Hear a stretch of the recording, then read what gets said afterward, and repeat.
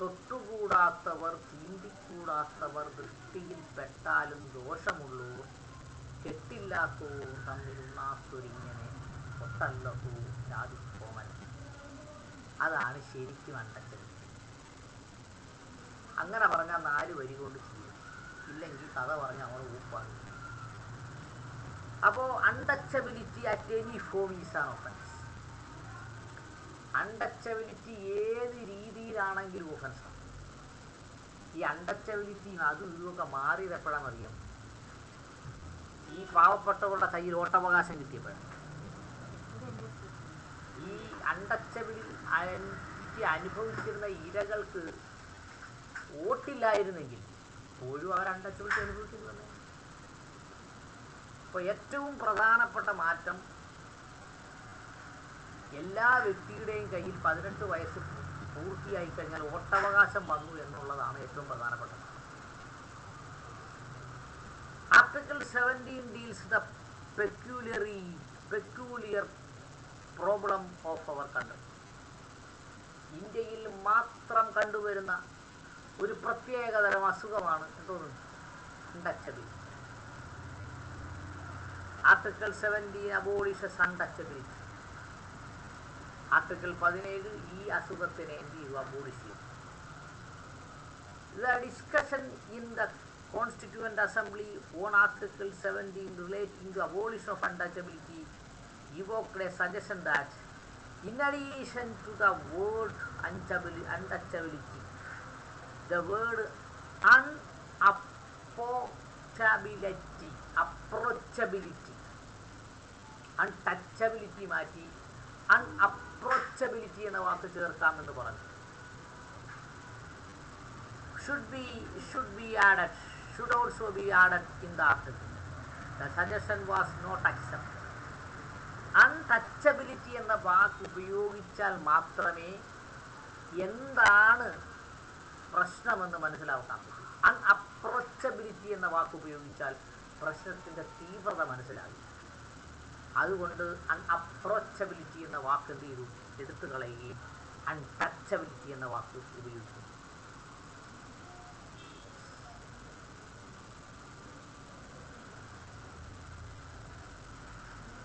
And the Article 16(1) need not to be confined to deny the the suggestion was not accepted. Article 17 is its present form was accepted amidst shouts and Mahatma Gandhi teaching.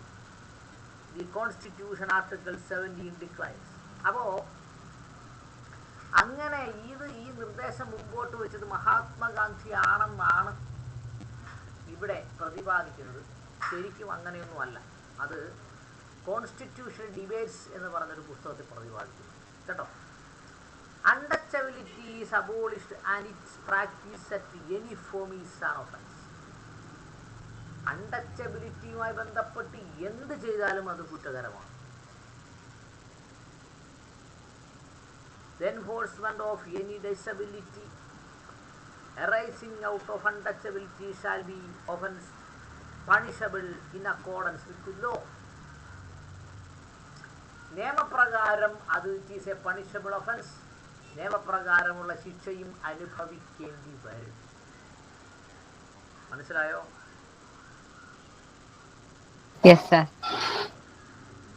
Article 35 reads, Article 17 confers on the Parliament the power to make laws prescribing the punishment for practicing untouchability.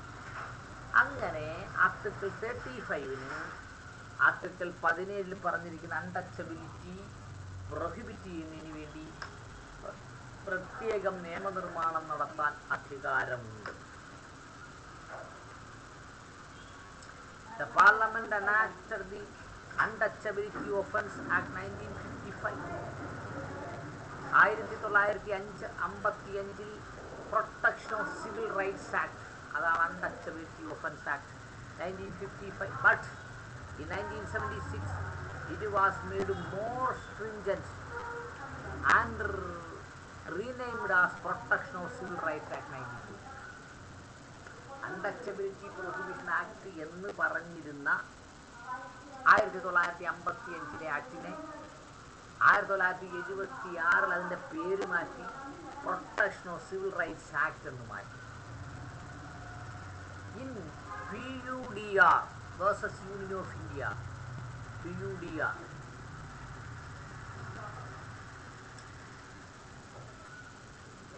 the Supreme Court has held that the right given under Article 17 can be enforced against private individual also. ഒരാൾ untouchability ചെയ്തു എന്ന് തോന്നിയാൽ, article 17 പരിധിയിൽ വരുമെന്ന് തോന്നിയാൽ അദ്ദേഹത്തിനെതിരെയും എന്ത് ചെയ്യാം?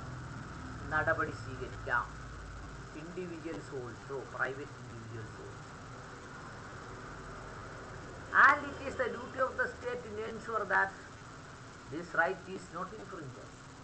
Untouchability എന്ത് ചെയ്യാൻ പാടില്ല? യാതൊരു കാരണവശാലും ഇന്ത്യയിൽ അല്ലെങ്കിൽ സംസ്ഥാനത്ത് നടപ്പാക്കാൻ അനുവദിക്കരുത് എന്നത് ആരുടെ ഡ്യൂട്ടിയാണ്? ഗവൺമെൻറ്റിൻ്റെ. അപ്പോൾ അൺടച്ചബിലിറ്റി പ്രൊഹിബിറ്റ് ചെയ്യണമെന്ന് ആർജവമുള്ള ഗവൺമെൻറ് മാത്രമേ നിയമം നടപ്പാക്കാൻ പറ്റൂ. ഇല്ലെങ്കിൽ പണ്ട് നമ്മൾ പറയാണ് പുസ്തകത്തിലെ പശു പുല്ല് തിന്നത്തില്ല. പശു പുല്ല് തിന്നും, പക്ഷേ പശു പുസ്തകത്തിലാണെങ്കിൽ വരച്ച പശു പുല്ല് തിന്നും എന്ന് പറഞ്ഞ പോലെ. ഇന്ത്യ മോളല്ലേ വായിക്കണ്ടേ? അതെ സാർ. വായിച്ചാൽ കേൾക്കട്ടെ. Untouchability, Article 17. Article 17 deals with a particular problem of our country. Article 17 abolishes untouchability. Discussion in the Constitution Assembly on Article 17 relates to the word untouchability. The word unapproachability should also be added in the article. The suggestion was not accepted. Article 17 in its present form was accepted amidst shouts of Mahatma Gandhi ki jai. The Constitution Article 17 declares untouchability is abolished and its practice in any form is forbidden. The enforcement of any disability arises out of untouchability shall be an offence punishable in accordance with the law. Article 35 read, with Article 17 confers on the Parliament power to make laws prescribing punishment for practicing untouchability. The Parliament enacted the Untouchability Act 1955, but in 1976 it was made more stringent and was renamed the Protection of Civil Rights Act 1955. In PUDR versus Union of India AR 1982 Supreme Court 4073, the Supreme Court has held that the right given by Article 17 can be enforced against private individuals, and it is the duty of the state to ensure that this right is not infringed. Yes.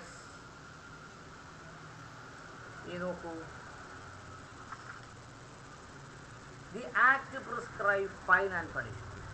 ഏത് act? Protection of civil rights act 1955. Fine and punishment. ഫൈനും ഏർപ്പെടുത്തിയിട്ടുണ്ട്, punishment. Preventing a person on the ground of untouchability. Untouchability എന്ന ഒറ്റ കാരണം കൊണ്ട് ഒരു വ്യക്തിയെ prevent ചെയ്താൽ, from entering your place of worship which is open to the person of the same religion. ഒരേ മതത്തിലുള്ള ഒരാൾ അദ്ദേഹം വിശ്വസിക്കുന്ന മതത്തിൻ്റെ പ്ലേസ് ഓഫ് വർഷിപ്പിൽ പ്രവേശിക്കാൻ അനുവദിച്ചില്ലെങ്കിൽ it is untouchability. Preventing any person on the ground of untouchability from worshipping or performing a religious service in the place of religious worship or bathing any sacred tank, well or spring. വിശുദ്ധമായ കുളം, ആ കുളത്തിൽ കുളിച്ചാൽ പാപങ്ങളെല്ലാം കഴുകിക്കളയും എന്നാണ് പരിശുദ്ധമായ അങ്ങനെ ഉള്ള ഏതെങ്കിലും സ്ഥലത്ത് ഒരാൾ പ്രവേശിക്കുകയോ അയാൾ എല്ലാവർക്കും ഉപയോഗിക്കുന്ന സൗകര്യം ഉപയോഗിക്കാൻ അയാളെ തടയുകയോ ചെയ്താൽ അത് അൺടച്ചബിലിറ്റിയാണ്. Insulting a member of scheduled caste or scheduled tribe on the ground of untouchability. ഒരു ഷെഡ്യൂൾഡ് കാസ്റ്റിനെയോ ഷെഡ്യൂൾഡ് ട്രൈബിനെയോ എന്ത് ചെയ്താൽ അൺടച്ചബിലിറ്റി എന്ന ഗ്രൗണ്ടിൽ ഇൻസൾട്ട് ചെയ്താൽ is untouchable.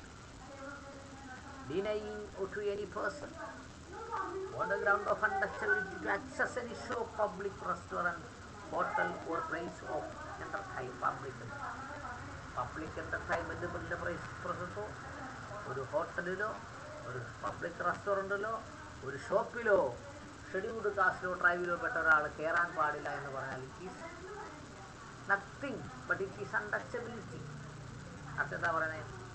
ഡിനൈയിങ് any person on the ground of untouchability to use any public conveyance or use of any dharmashala or musafika and it is open to general public. അപ്പോൾ general public ഉപയോഗിക്കുന്ന ഒരു പ്രദേശം scheduled കാസ്റ്റിനും scheduled ട്രൈബിനും ഉപയോഗിക്കാൻ പാടില്ല, നിങ്ങൾ ഇങ്ങോട്ട് കയറാൻ പാടില്ല എന്ന് പറഞ്ഞാൽ ഇറ്റ് ഈസ് അൺടച്ചബിൾ.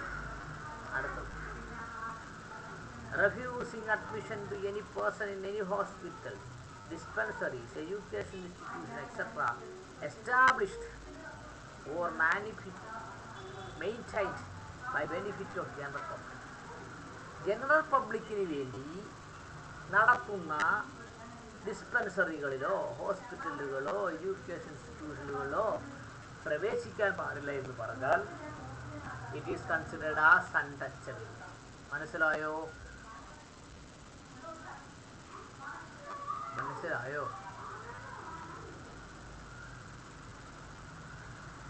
മനസ്സിലായി sir.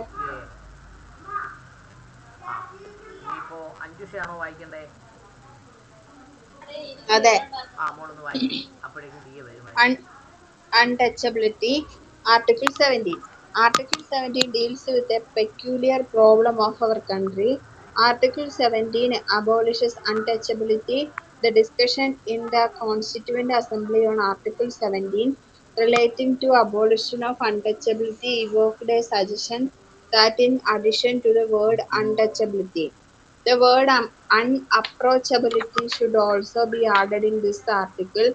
The suggestion was not accepted. Article 17 in its present form was accepted amidst shouts of Mahatma Gandhi ki Jai. The Constitution, Article 17 declares, untouchability is abolished and its practice in any form is forbidden. The enforcement of any disability arising out of untouchability shall be an offence punishable in accordance with the law.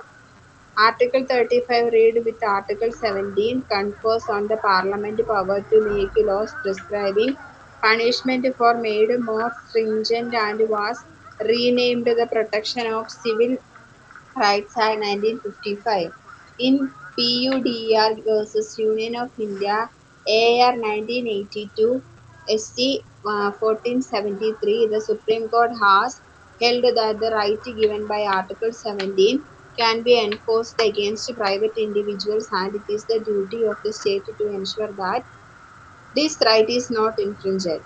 The Act prescribes fine and imprisonment for 1. Preventing a person on the ground of untouchability from entering any place of public worship when is open to other persons of the same religion.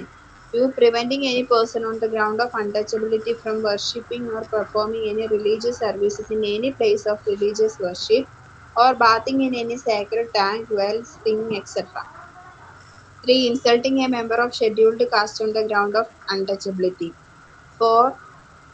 Denying to any person on the ground of untouchability access to any shop, public restaurant, hotel, or place of public entertainment.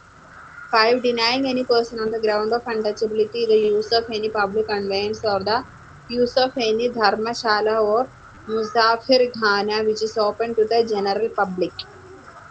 5. Refusing admission to any person in any hospital, dispensary, educational institutions, etc., established or maintained for the benefit of the general public.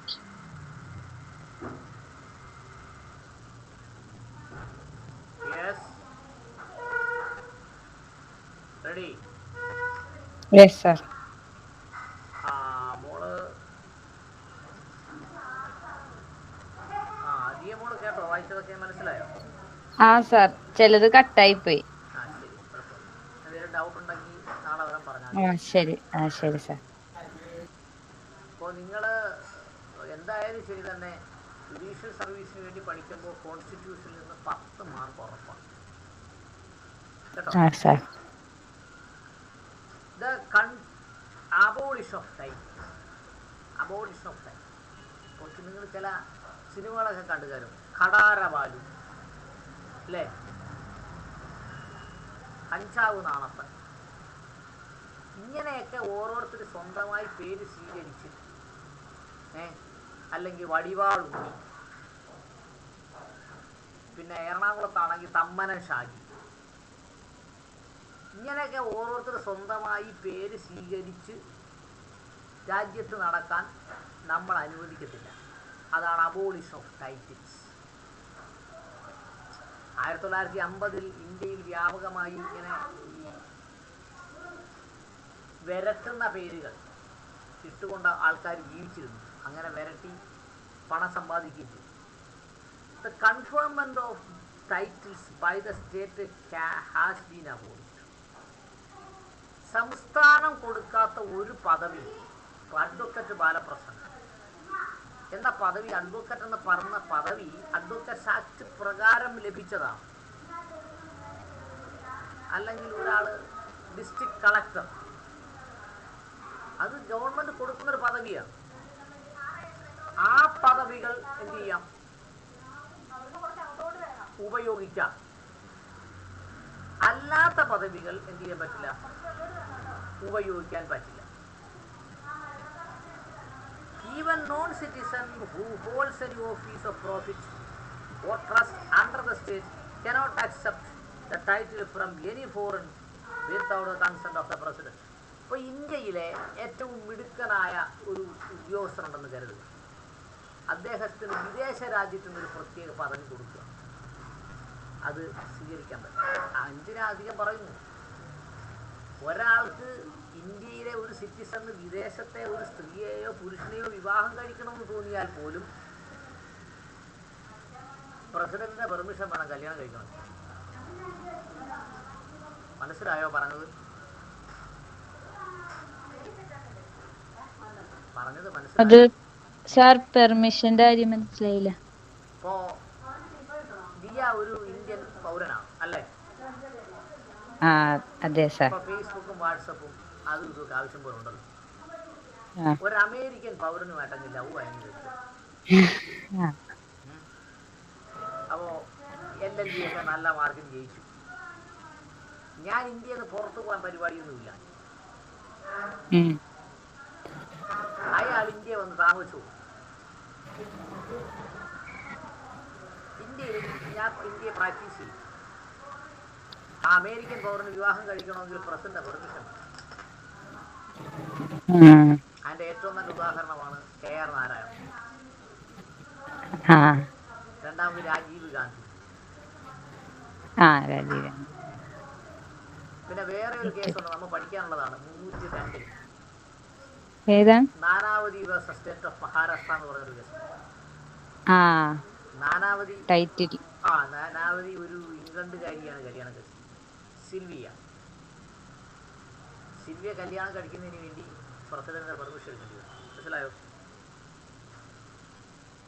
ശരി. അപ്പോ abolition of title, വിദേശ രാജ്യത്തിന്റെ പദവി സ്വീകരിക്കാൻ പാടില്ല എന്ന് മാത്രമല്ല, വിദേശത്തു നിന്നൊരു വിവാഹം കഴിക്കണം. ഇപ്പൊ കണ്ടില്ലേ, ആലപ്പുഴയിൽ ഒരു ഓസ്ട്രേലിയക്കാരി ഒരു ഓട്ടോ ഡ്രൈവറെ കല്യാണം കഴിച്ചു. കണ്ടോ? പത്രത്തിൽ കണ്ടായിരുന്നോ? കണ്ടില്ല സാർ. ഈ പത്രം എടുത്ത് നോക്കണം. ഒരു വിദേശ വനിത ആലപ്പുഴ കാണാൻ വന്നതാണ്. അവസാനം അവളെ ഓട്ടോ ഡ്രൈവറെ കല്യാണം കഴിച്ച് ഇവിടെ പോയി. മനസ്സിലായോ? മനസ്സിലായി സാർ. കിഴക്കിന്റെ വെനീസ് എന്നറിയപ്പെടുന്ന ആനയാണ് ആലപ്പുഴ അല്ലേ? കിഴക്കിന്റെ വെനീസ് എന്നല്ലേ വിളിക്കുന്നത്? അതെ sir. In 1954, the government of India introduced our classes of awards. 1954 Indian government ഒത്തിരി അവാർഡുകൾ പ്രഖ്യാപിച്ചു. ഭാരത രത്ന, ഭാരത ഭൂഷൺ അല്ലേ, പരംവീര ചക്ര, അങ്ങനെയുള്ള സിവിലിയൻ അവാർഡുകൾ പ്രഖ്യാപിച്ചു. ഒന്ന് ഭാരത രത്ന, അത് പത്മഭൂഷൺ, പത്മവിഭൂഷൺ, പത്മശ്രീ, ഇതുപോലെ അവാർഡുകൾ സർക്കാർ കൊടുക്കുന്നത് സ്വീകരിക്കാം. ഭരത് മമ്മൂട്ടി അല്ലേ, അങ്ങനെയുള്ള പേരുകൾ സ്വീകരിക്കാം. അല്ലാതെ കഠാര രാജപ്പൻ എന്നൊക്കെ പറഞ്ഞുള്ള പേരൊന്നും സ്വീകരിച്ച് നടക്കാൻ പറ്റും.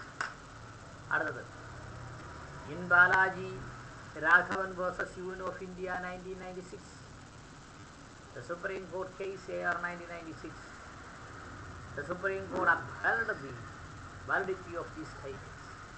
ഏതാ? ഭാരത് രത്ന പോലെയുള്ള ടൈറ്റിലുകൾ 1996 സുപ്രീം കോടതി അംഗീകരിച്ചു. അങ്ങനെ ആകാം, ഭാരത് രത്ന എന്ന് വെക്കാം. The Supreme Court held that what are prohibited by Article 18 are hereditary titles of nobility of the users of title and prefixes and suffixes or of the holder. അപ്പോൾ നമ്മൾ മനസ്സിലാക്കണം, പാരമ്പര്യമായി ചിലത് ചില പേര് ഉപയോഗിക്കും. ശ്രദ്ധിച്ച് നോക്കണം. ചിലപ്പോൾ ചാനൽ ചർച്ച വന്നിരുന്ന് പറയുകയാണ് പന്തളം രാജ. അംഗീകരിക്കാൻ പറ്റുമോ? ഇല്ല സാർ. ഇല്ല. പന്തളം രാജാവ്, തിരുവനന്തപുരം രാജാവ്, ഇതൊക്കെ അംഗീകരിക്കും. കൊച്ചി രാജാവ്, പ്രത്യേകിച്ച് ശബരിമലയുമായി ബന്ധപ്പെട്ട ചർച്ച വരുമ്പോഴൊക്കെ പന്തളം രാജാവ്. ചേട്ടാ, 1947 സ്വാതന്ത്ര്യം കിട്ടി, 1950 ഇന്ത്യ റിപ്പബ്ലിക്കുമായിട്ട് പറയുകയാണ് പന്തളം രാജാവ്. ഈ പറയുന്നതിനെ വേണം ആദ്യം അടിക്കാൻ. അവനെ അപ്പം ഇറക്കി വിടാൻ ചാനൽ ചർച്ച. അപ്പോൾ അങ്ങനെയുള്ള ടൈറ്റുകൾ എന്തിൻ്റെ വയലേഷനാണ്? ആർട്ടിക്കിൾ 18 വയലേഷനാണ് അല്ലേ? ആ സെന്റൻസ് നോക്കൂ. The Supreme Court held that what are prohibited by Article 18 are hereditary title, nobility of the titles and prefixes and suffixes of the name of the holders. Article 18 വളരെ വ്യക്തമായി പറയുന്നു, ഹെറിഡിറ്ററിയായി ഇത് മൂലം കിട്ടിയ പേരുകളൊന്നും എന്ത് ചെയ്യാൻ പാടില്ല, വെക്കാൻ പറ്റില്ല. പന്തളം രാജാവ്, തിരുവിതാംകൂർ രാജാവ്, കോഴിക്കോട് രാജാവ്, സാമൂതിരിയും പരമ്പരകളും, കോഴിക്കോട് രാജാവ്, ഇതൊന്നും നാട്ടുരാജാക്കന്മാരുടെ പേരുകളൊന്നും വെച്ച് സ്ഥാപിക്കാൻ പാടില്ല. Bharat Ratna and Padma awards which are not to be used for prefix or suffixes to name of the award do not announce the titles are not against the Article 18 of the Constitution. നോക്കൂ, ഭാരത് രത്ന, ഒരാൾക്ക് ഭാരത് രത്ന കിട്ടി, മമ്മൂട്ടിക്ക് ഭരത് അവാർഡ് കിട്ടി, അതിനുശേഷം മമ്മൂട്ടിയുടെ പേര് മാറ്റി ഭരത് മമ്മൂട്ടി എന്നാക്കി. It is not against article 18. പക്ഷേ 1950 ശേഷം ജനിച്ച ഒരാൾ വലിയ കോയി തമ്പുരാൻ എന്നാണ് പേര്, ശരി തമ്പുരാൻ ആയിക്കോട്ടെ, രാജാ വലിയ കോയി തമ്പുരാൻ എന്ന് ടൈറ്റിൽ വെക്കാൻ പറ്റുമോ? ഇല്ല, പറ്റില്ല. അതാണ് നമ്മൾ പറഞ്ഞത്, നമ്മുടെ ജനാധിപത്യത്തിൽ ഇപ്പോഴും ഈ കീഴ്വഴക്കമുണ്ടല്ലോ. അടിയൻ അടിയൻ എന്ന് പറയുന്ന പരിപാടി നിലനിർത്തണം എന്നാഗ്രഹിക്കുന്നവരാണ് ഈ പറയുന്നത്. രാജ, പന്തളം രാജ വരുന്നുണ്ടോ? മനസ്സിലായോ? മനസ്സിലായി സാർ. യെസ്. അടുത്തത് ഞാൻ അടുത്ത ഭാഗം കൂടെ നോക്കാൻ പോവുകയാണ്.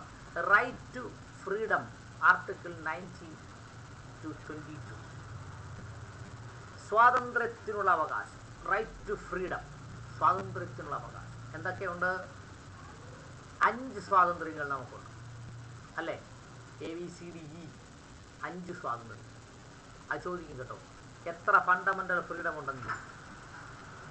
5 ഫണ്ടമെന്റൽ ഫ്രീഡമാണുള്ളത്. Protection of certain rights, article 19. Protection in respect of conviction article 20. അടുത്തത് protection of life and personal liberty article 21. Right to education article 21A.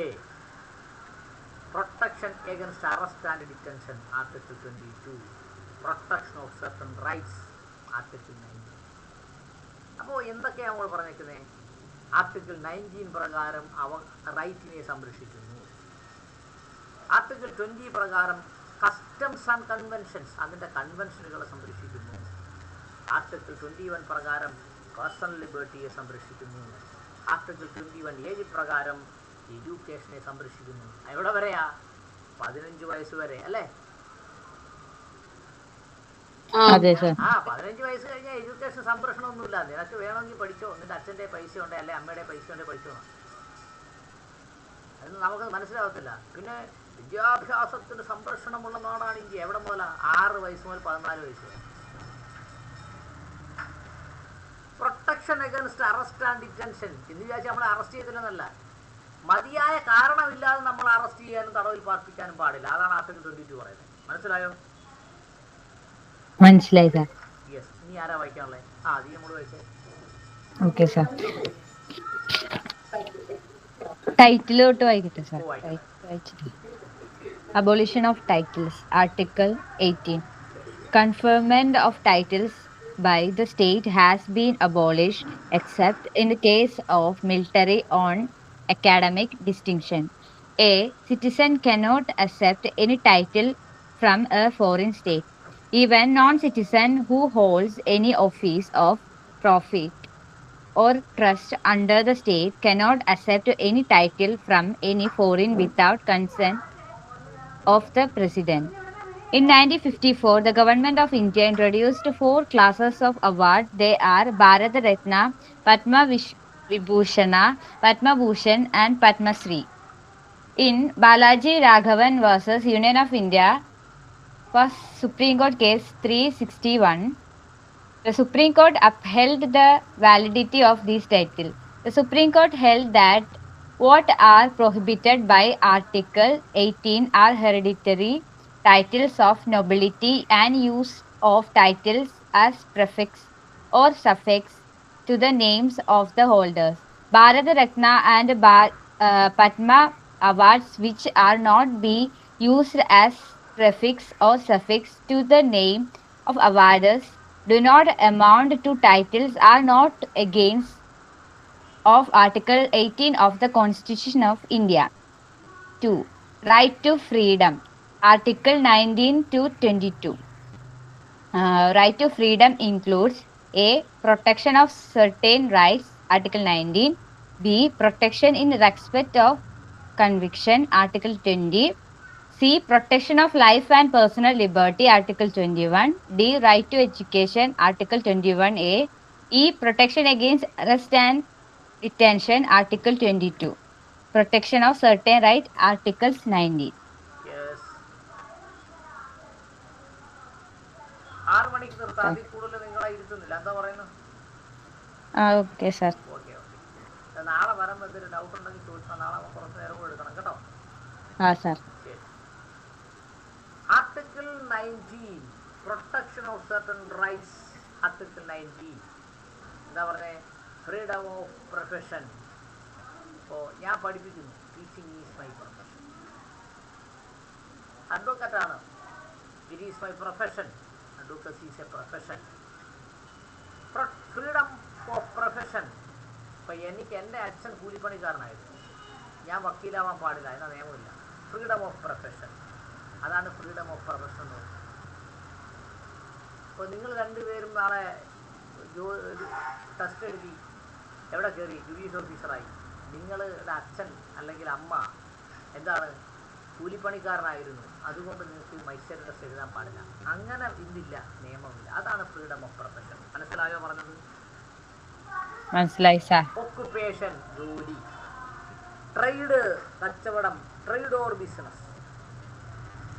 അങ്ങനെ ആർട്ടിക്കിൾ 19(1)G ആൻഡ് 19(6) വരെയുള്ള ഭാഗം പറയുന്നത് ഇതാണ് freedom of profession. Freedom of occupation, freedom of trade or business. അങ്ങനെ നമ്മൾ പ്രത്യേകിച്ച് എന്ത് പ്രൊഫഷനോ എന്ത് ഒക്യുപ്പേഷനോ എന്ത് ട്രേഡോ ചെയ്ത് നമുക്ക് ജീവിക്കാൻ കഴിവുണ്ടെങ്കിൽ നിങ്ങൾ ആ പണി ചെയ്യരുത് എന്ന് പറഞ്ഞെന്തില്ല, ഇന്ത്യയിൽ നിയമമില്ല. അതാണ് freedom of profession, occupation, trade or business എന്ന് പറയുന്നത്. മനസ്സിലായി കാണും അല്ലേ?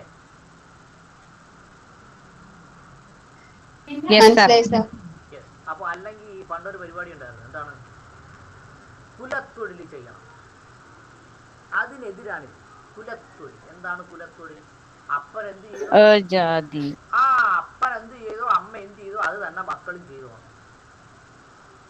ഇതിനു വേണ്ടി ഒരു നേതാവ്, ഇന്ത്യയിൽ ഒരു നേതാവ് ഉണ്ടായിരുന്നു കേട്ടോ. അയാളിപ്പോൾ ജീവിച്ചിരിപ്പില്ല. അദ്ദേഹം ഒരു ദേശീയ സമ്മേളനത്തിൽ പ്രഖ്യാപനം നടത്തി, ഇന്ത്യയിലെ എല്ലാവരും കുലത്തൊഴിലേക്ക് തിരിയണം. അപ്പോൾ ഭരണഘടനയെ നഗ്നമായി വെല്ലുവിളിക്കുന്ന തുല്യമാണ്. ഭരണഘടനയെ വെല്ലുവിളിക്കുന്ന തുല്യമാണ് ഇന്ത്യയിലെ ജനങ്ങൾ കുലത്തൊഴിലേക്ക് തിരിയണമെന്ന് പറഞ്ഞു. മനസ്സിലായോ?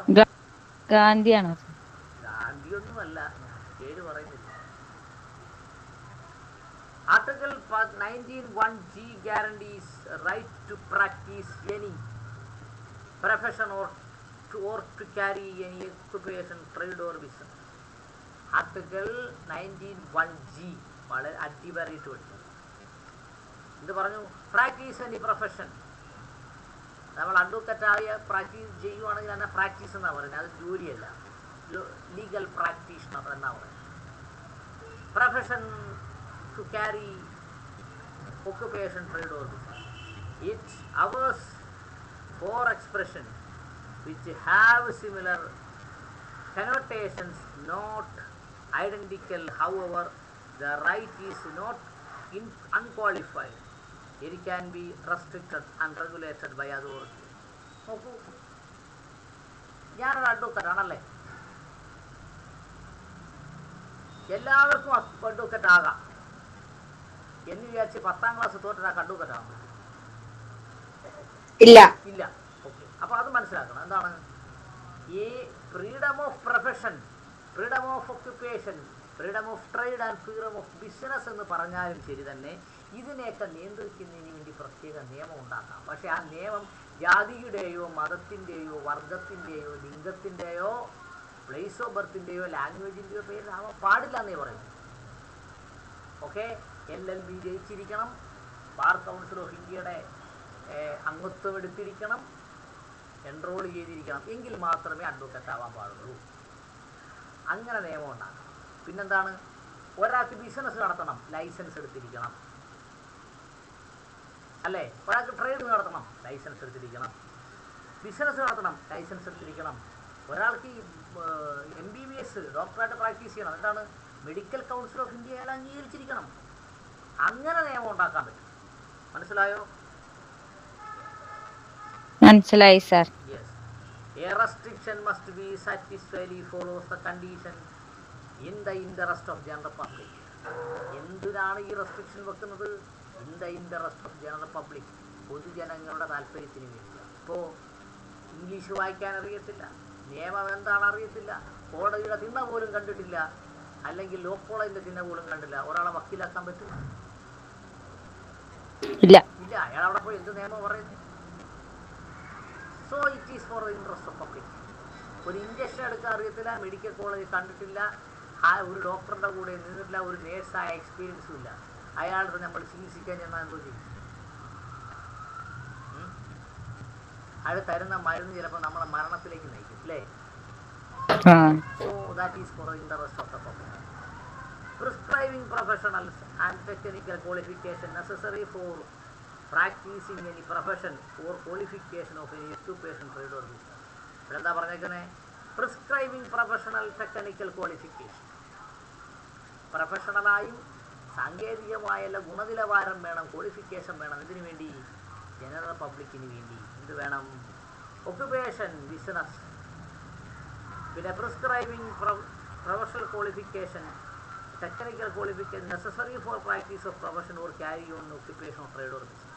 ഇപ്പോൾ ഈ പടക്കം, എക്സ്പ്ലോസീവ് സബ്സ്റ്റൻസ് കൈകാര്യം ചെയ്യുക, അയാൾക്ക് ഒരു പരിചയമില്ലാതെ എക്സ്പ്ലോസീവ് സബ്സ്റ്റൻസ് കൈകാര്യം ചെയ്ത് എന്ത് ചെയ്യും?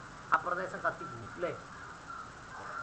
ആ ശരിയാ. ശരിയാണ്. അപ്പോൾ അതുകൊണ്ട് അത് കൈകാര്യം ചെയ്യാനുള്ള പ്രൊഫഷണൽ ടാലൻറ്റ്, ടെക്നിക്കൽ ക്വാളിഫിക്കേഷൻ അയാൾക്കൊണ്ടായിരിക്കണം, അതിനുള്ള ലൈസൻസ് കൊടുത്തിരിക്കണം അല്ലേ?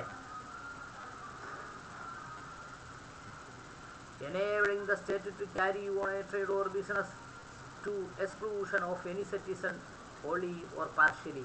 അന്ന് വിചാരിച്ച് ഒരാൾ ബിസിനസ് ചെയ്യണ്ട എന്നല്ല, ഒരാൾ ട്രേഡ് ചെയ്യണ്ട എന്നല്ല, അതിന് കൺവീനിയൻസോടുകൂടി ലൈസൻസ് എടുത്തിട്ട് വേണം ഈ പണി ചെയ്യാൻ എന്നാണ് ഇവിടെ പറയുന്നത്.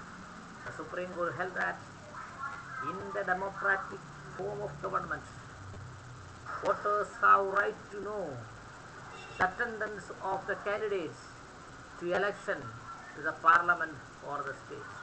അവിടെ എന്താ പറഞ്ഞേക്കുന്നത്? The Supreme Court held that, supreme കോടതി ഇങ്ങനെ പറഞ്ഞു, in the democratic form of government, ഡെമോക്രസിയിലെ ഗവൺമെൻറ്റിന് voters have right to know antecedents of the candidates for election and the parliament to state legislature. പാർലമെൻറ്റിലേക്ക് സ്റ്റേറ്റ് ലെജിസ്ലേച്ചറിലും അവിടെയൊക്കെ എന്തൊക്കെ നടക്കുന്നു എന്നതിനെക്കുറിച്ച് അറിയാനുള്ള ഫ്രീഡം ആർക്കുണ്ട്? ജനങ്ങൾക്കുണ്ട്. മനസ്സിലായോ? മനസ്സിലായി സാർ. യെസ്. ആ 5 നിമിഷം കൂടെ വായിക്കുക, നമ്മൾ ഇവിടെ സ്റ്റോപ്പ് ചെയ്യണം കേട്ടോ. Okay, sir. Freedom of profession, occupation, trade or business, Article 19 subclause 1G and 19 subclause 6. Article 19 subclause 1G guarantees right to practice any profession or to carry on any occupation, trade or business. It uses four expressions which have similar